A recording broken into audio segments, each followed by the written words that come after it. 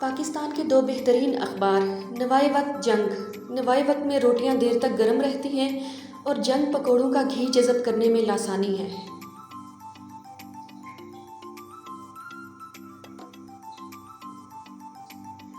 تحقیق کے مطابق پاکستان میں اگر کسی کو نیچے گرے ہوئے پیسے مل جائیں تو وہ 1 مہینہ نیچے ہی دیکھ کر چلتا رہتا ہے۔ جدوں ہولی جئی لیندہ میرا نام میں تھا مر جانیاں۔ تشریح: جب بھی میرا نام کسی کام کے لیے پکارا جاتا ہے مجھے وہیں موت پڑ جاتی ہے۔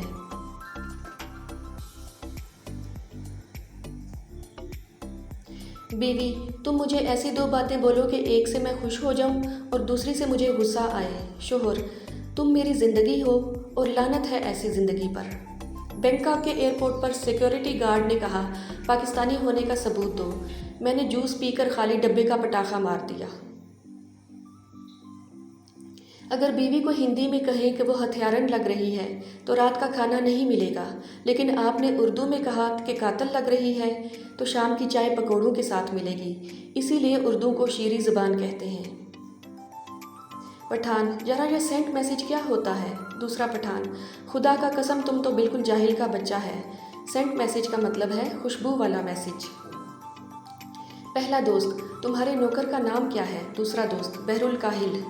پہلا دوست: بھلا یہ کیا نام ہوا؟ دوسرا دوست: کیونکہ وہ بہرا بھی ہے اور کاہل بھی، اسی لیے ہم اسے بحرالکاہل کہتے ہیں۔ 3 چیزوں کو کبھی مت چھیڑو: کتے کو، میتھ کی ٹیچر کو اور خاموش بیٹھی پھوپھو کو۔ ایک انگریز پر بجلی کی تار گر گئی، تڑپ تڑپ کے مرنے ہی والا تھا کہ لائٹ چلی گئی۔